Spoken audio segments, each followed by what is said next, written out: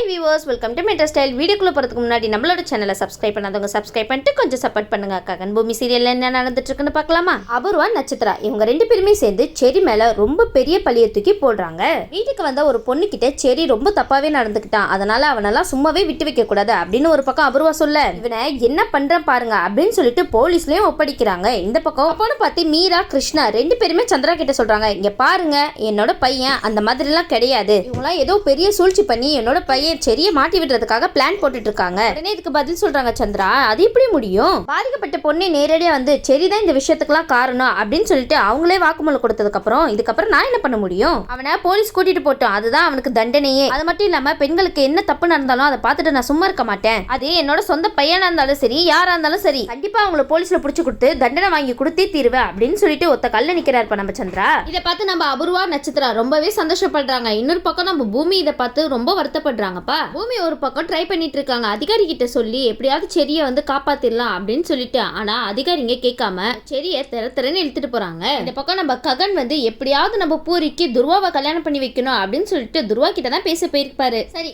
உங்க தங்கச்சி கல்யாணம் நல்லபடியா முடியணும்னா அதே மாதிரி என்னோட தங்கச்சி கல்யாணமும் நல்லபடியா முடியணும். ககன் வந்து இந்த விஷயத்தை பத்தி யோசிக்கிறாரு. யோசிச்சுட்டு ஒரு முடிவு எடுக்கிறாரு. பூரி கல்யாணம் நடக்கணும்னா என்னோட உயிரை கூட நான் கொடுப்பேன், இது என்னோட வாழ்க்கை தானே, என்னோட வாழ்க்கையை விட்டு கொடுக்கறதுல எந்த தப்பும் கிடையாது அப்படின்னு சொல்லிட்டு துருவா கிட்ட சரின்னு சொல்லிடுறாரு ககன். அப்போ பூமியோட வாழ்க்கை. இந்த பக்கம் நம்ம சாரதா கிட்ட சொல்றாங்க ககன், அம்மா நம்ம பூரிக்கு வீட்டுல எல்லா விசேஷமுமே ரெடி பண்ணிடுங்க, பூரிக்கு உடனடியா நிச்சயதார்த்தம் பண்ணணும், மாப்பிள்ளை வீட்டுல இருந்து எல்லாருமே வராங்க அப்படின்னு ககன் திடுதுப்புன்னு சொல்ல, இதை கேட்டுட்டு சாரதா சொல்றாங்க, என்ன ககன் நீ பாட்டுக்கு போன, பேசிட்ட, வந்துட்ட, இப்ப இங்க வந்து எல்லாம் முடிஞ்சு போச்சு, உடனே எல்லாமே தடபுடலா பண்ணும் அப்படின்னு சொல்லிட்டா என்ன அர்த்தம்? இங்க அம்மாவா நான் எதுக்கு இருக்கேன்? என்கிட்ட கலந்து பேசணுமா இல்லையா? நீ பாட்டுக்கு எல்லாமே டக்கு டக்குன்னு பண்ணிட்டேன், இந்த வீட்டுல நான் எதுக்கு பெரியவங்கன்னு இருக்கேன் அப்படின்னு சொல்லிட்டு ஒரு பக்கம் சாரதா கேட்க, இன்னொரு பக்கம் ககன் சொல்றாங்க, இங்க பாருங்கம்மா, நீங்க ஏன் இப்படி பேசுறீங்கன்னா எனக்கு நல்லாவே தெரியும், இங்க நடக்கிற விஷயம் எல்லாத்தையுமே பூமி கிட்ட சொல்லதானே நீங்க இந்த மாதிரிலாம் கேட்டுட்டு இருக்கீங்க, ஒன்னும் தேவையில்லை. இங்க நம்ம பூரி கல்யாணம் நல்லபடியா நடக்கணும்னா இங்க நடக்கிற எந்த விஷயமே நம்ம பூமிக்கு தெரியக்கூடாது. நீங்க எப்படி பூரியோட கல்யாணம் நல்லபடியா நடக்கணும்னு நினைச்சிட்டு இருக்கீங்களோ அதே மாதிரிதான் நான் ஒரு அண்ணனா என்னோட தங்கச்சி கல்யாணம் எந்த பிரச்சனையும் இல்லாம நல்லபடியா நடக்கணும்னு விரும்புறேன். இந்த துருவா ரொம்ப ரொம்ப நல்ல பையன், இந்த துருவாவுக்கும் நம்ம பூரிக்கு மட்டும் கல்யாணம் நடந்து முடிஞ்சிச்சுன்னா கண்டிப்பா சொல்றேன் நம்ம பூரியோட வாழ்க்கை ஓஹோன்னு இருக்கும். என்னமா நான் சொல்றது கரெக்ட் தானே அப்படின்னு சொல்லிட்டு ஒரு பக்கம் ககன் பேசிட்டு இருக்க. இருந்தாலும் இந்த பக்கம் நம்ம சாரதாக்கு மனசே கேட்கல, நம்ம ககன் ஏதோ தப்பு பண்ற மாதிரியா அவங்களுக்கு உணருதுப்பா.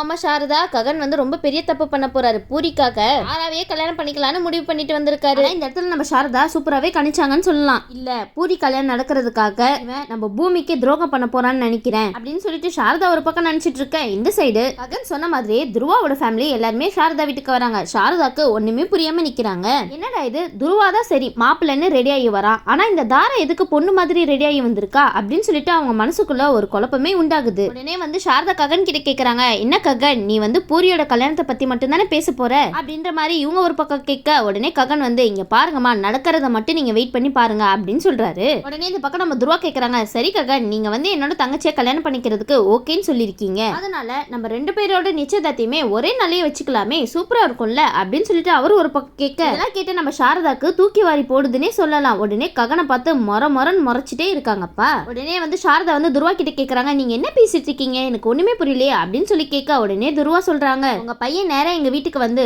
என்னோட தங்கச்சி பூரிய கல்யாணம் பண்ணிக்கிறதுக்கு உங்களுக்கு சம்பந்தமா கேட்டாரு, ஆனா நான் அவர்கிட்ட திருப்பி ஒரு விஷயம் கேட்டேன், என்னோட தங்கச்சி தாரா உங்களை விரும்புறா, அதனால நீங்க வந்து தாராவை கல்யாணம் பண்ணிக்கிட்டீங்கன்னா நான் உங்க தங்கச்சி பூரிய கல்யாணம் பண்ணிக்கிறதுல சம்பந்தம் சொல்றேன் அப்படின்னு சொல்லிட்டு அவர் ஒரு பக்கம் சொல்ல, அதுக்காக தான் ககனும் ஓகே சொல்லிட்டாரு, நானே ஓகே சொல்லி இந்த நிச்சயதார்த்தத்துக்கே ஏற்பாடு பண்ணோம் அப்படின்னு சொல்லிட்டு இருக்காரு நம்ம துருவா. அது மட்டும் இல்லாம எங்க ரெண்டு பேர் கல்யாணமும் ஒரே நேரத்துல தான் வைக்கணும், சரி அதனாலதான் இப்போதைக்கு நம்ம வந்து என்கேஜ்மெண்ட் மட்டும் முடிச்சிடலாம் அப்படின்னு சொல்லிட்டு வந்திருக்கேன் அப்படின்னு சொல்றாருப்பா. இதை கேட்டு நம்ம சாரதாக்கு என்ன பண்றது ஏது பண்றதுன்னு ஒண்ணுமே புரியாம குழப்பத்துல இருக்காங்க. உடனே நம்ம ககனை கூட்டிட்டு போயிட்டு, என்ன ககன் நீ நினைச்சிட்டு இருக்க, என்ன நடந்துட்டு இருக்கு, துருவா என்னென்னவோ சொல்லிட்டு இருக்காரு, இதெல்லாம் உண்மையா அப்படின்னு சொல்லிட்டு ஒரு பக்கம் ககன் கிட்ட சாரதா கேட்க, ககன் நீ பூரியோட வாழ்க்கையை காப்பாத்துறன்னு சொல்லிட்டு பூமியோட வாழ்க்கையை சுக்குநூறு ஆக்க போறியா அப்படின்னு சொல்லிட்டு கோவமா கேட்டுட்டு இருக்காங்க. ககன் உனக்கு எவ்வளவு தைரியம் இருந்தா இந்த மாதிரி ஒரு விஷயத்தை பண்ணிட்டு வந்து என் முன்னாடி நிப்ப, பூமிக்கு எப்படி உனக்கு துரோகம் பண்ண மனசு வந்தது, அவ அப்படி என்ன உனக்கு செஞ்சுட்டா சொல்லு, சிவா பிந்துவை விரும்புறான்னு தெரிஞ்சு கூட நீ பூரியை தான் கல்யாணம் பண்ணிக்கணும் அப்படின்னு சொல்லிட்டு சிவா கிட்ட சொல்லியிருக்கா. கடைசி வரைக்கும் அவ பூரிக்கும் சிவாக்கும் கல்யாணம் பண்ணி வைக்கணும் தானே முயற்சி பண்ணிட்டு இருந்தா,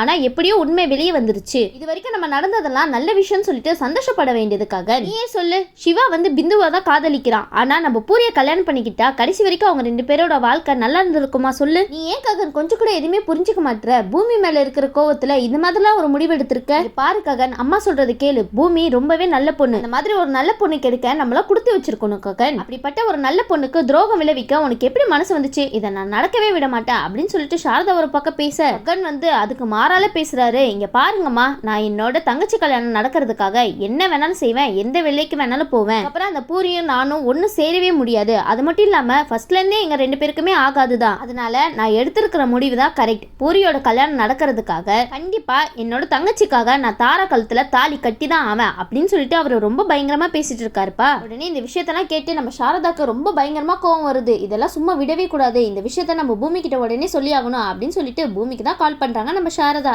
பூமி கிட்ட சொல்றாங்க, இங்க பாரு பூமி, நம்ம பூரியோட கல்யாணத்தை நடத்துறதுக்காக இந்த ககன் நம்ம துருவாவோட தங்கச்சியை கல்யாணம் பண்ணிக்கிறதுக்கு ஓகே சொல்லியிருக்கா. இந்த விஷயத்துக்கு கொஞ்சம் கூட எனக்கு கொடுக்கவே கூடாது. நீ உடனே துருவாக்கு கால் பண்ணி நடந்த எல்லா விஷயத்தையுமே சொல்லு அப்படின்னு சொல்லிட்டு நம்ம சாரதா துருவாவோட நம்பரையும் நம்ம பூமி கிட்ட கொடுக்குறாங்க. இந்த சைடு நம்ம பூமியும் சந்திராவோட பேச்சை மீறி வெளியே போக முடியாதனால துருவாக்கு கால் பண்ணி பேசுறாங்க. பாருங்க துருவா, நான் தான் ககனோட மனைவி பூமி பேசுறேன். கேட்டு துருவாக்கு தூக்கி வாரி போட்டுச்சுனே சொல்லலாம். என்ன ககனுக்கு கல்யாணம் ஆயிடுச்சா? உடனே நம்ம பூமி வந்து எல்லா விஷயத்தையுமே சொல்றாங்க. எனக்கும் ககனுக்கும் கல்யாணம் ஆயிடுச்சு. சின்ன பிரச்சனைனால நாங்க 2 பேருமே பிரிஞ்சிருக்கோம். அதுக்காக உங்க தங்கச்சியை என்னோட ஹஸ்பண்டுக்கு கல்யாணம் பண்ணி கொடுக்க நீங்க எப்படி ஓகேன்னு சொல்லலாம் அப்படி இப்படின்னு சொல்லிட்டு நம்ம துருவா கிட்ட பயங்கரமா சவுண்ட் விடுறாங்க நம்ம பூமி. நம்ம ககன் வீட்டுல தான் துருவாவே இருக்காரு. அந்த நேரத்திலேயே கால் பண்ணி எல்லா விஷயத்தையுமே போட்டு உடச்சிடுறாங்க நம்ம பூமி. உடனே இதை கேட்டுட்டு துருவா வந்து எந்திரிச்சு போயிடுறாங்க. உடனே இந்த விஷயத்தை கேள்விப்பட்டு ககனுக்கு வந்துச்சு பாருங்க கோவம். சாரதா கிட்ட நேரா போயிட்டு, இங்க பாருங்கம்மா, எனக்கு நல்லாவே தெரியும் இங்க நடந்த விஷயம் எல்லாத்துக்குமே காரணம் நீங்க தானே. நீங்க தானே அந்த பூமி கிட்ட எல்லா விஷயத்தையும் போய் சொன்னீங்க அப்படின்னு சொல்லி கேட்க, உடனே சாரதா சொல்றாங்க,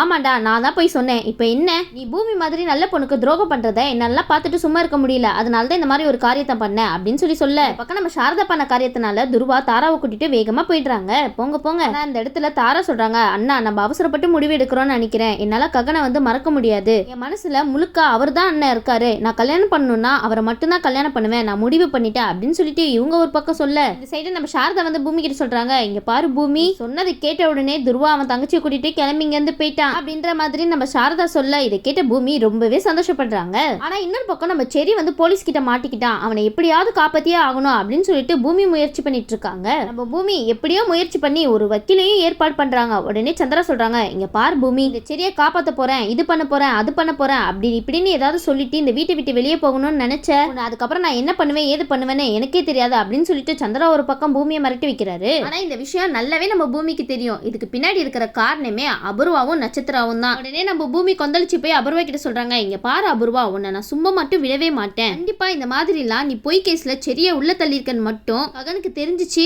ககன் உன்னை என்ன பண்ணுவாரு மட்டும் கொஞ்சம் யோசிச்சு பாரு. கேட்டு அபூர்வா சொல்றாங்க, இங்க பாரு பூமி, நான் யாருக்கும் பயந்து நடுங்குறவ கிடையாது. இவ்வளவு நாளா என்ன 2 பேரும் எப்படி ஓட விட்டீங்க. இதுக்கப்புறம் பாரு உங்க 2 பேர் வாழ்க்கையிலையும் நிம்மதின்றதே இருக்கவே இருக்காது அப்படின்னு சொல்லிட்டு இருக்காங்க. இது கேட்டு பூமி சொல்றாங்க, இங்க பாரு அபூர்வா, என்னைக்குமே உண்மைதான் ஜெயிக்கும். இந்நாள் வரைக்கும் பொய் நாடகம் போட்டுட்டு இருக்கல, அது கொஞ்ச நாளைக்கு தான். கண்டிப்பா ஒரு நாள் இல்லைன்னா ஒரு நாள் இந்த உண்மையெல்லாம் வெளியே வரும்போது நீ தண்டனையை கண்டிப்பா அனுபவிச்சு ஆவ அப்படின்னு சொல்லிட்டு ரொம்ப பயங்கரமா பேசிட்டு இருக்காங்க நம்ம பூமி. இந்த பக்கம் நம்ம ககன் கிட்ட இந்த விஷயத்தெல்லாம் சொல்லணும் அப்படின்னு சொல்லிட்டு இந்த மாதிரி செரி வந்து பொய் கேஸ்ல அபூர்வா செரியை போலீஸ்ல புடிச்சு கொடுத்துருக்கா, எப்படியாவது நீங்க வந்து செரியை காப்பாத்துங்க அப்படின்னு சொல்லிட்டு ஒரு பக்கம் சொல்ல, ககனுக்கு ரொம்பவே கோவம் வருது. அது எப்படி என்னோட தம்பியை பொய் கேஸ்ல உள்ள தள்ளுவாங்க அப்படின்னு சொல்லிட்டு அபூர்வா கிட்ட நேருக்கு நேரா மோதுறாரு நம்ம ககன். உடனே ககன் வந்து அபூர்வா பார்த்து, ஏ அபூர்வா, உனக்கு எவ்வளவு தைரியம் இருந்தா என்னோட தம்பி செரிய பொய் கேஸ்ல உள்ள தள்ளி இருப்ப. ஏன்னா அபூர்வா, நீ தப்புக்கு மேல தப்பு பண்ணிட்டே போயிட்டு இருக்க, நான் உன்னை சும்மாவே விட மாட்டேன் அப்படின்னு சொல்லிட்டு நம்ம அபூர்வாவை தாக்குறாரு ககன். கண்டிப்பா நம்ம ககன் செரி மேல எந்த தப்புமே இல்ல அப்படின்னு சொல்லிட்டு கூடிய சீக்கிரம் ப்ரூஃப் பண்ணதான் போறாரு. அது மட்டும் இல்லாம சந்திரா ஒரு பக்கம் சரி இந்த மாதிரி தான் பண்ணிட்டா அப்படின்னு சொல்லிட்டு தப்பா நினைச்சிட்டு இருக்காருல, கண்டிப்பா நம்ம சந்திராவே செடியை காப்பாத்துற நிலைமை வந்தே தீரும். அது மட்டும் இல்லாம இதுக்கெல்லாம் பின்னாடி இருக்கிறது அபூர்வா நட்சத்திரா மட்டும் தெரிஞ்சிச்சு,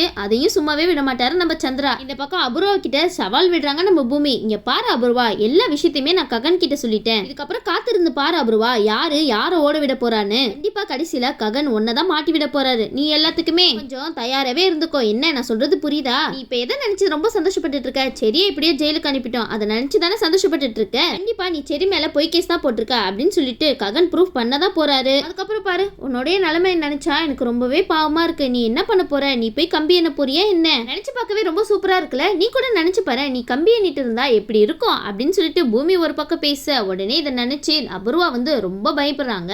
கண்டிப்பா ககன் செடிக்காக என்ன வேணாலும் பண்ணுவாரு நம்ம எல்லாருக்குமே தெரியும். இதுக்கப்புறம் நம்ம ககன் வந்து செடியை காப்பாத்துறாரா இல்லையான்னு வெயிட் பண்ணி பார்க்கலாம். இந்த வீடியோ உங்களுக்கு பிடிச்சிருந்துச்சுன்னா மறக்காம மெட்ரா ஸ்டைல லைக் பண்ணுங்க, ஷேர் பண்ணுங்க, சப்ஸ்கிரைப் பண்ணிடுங்க. தேங்க்யூ.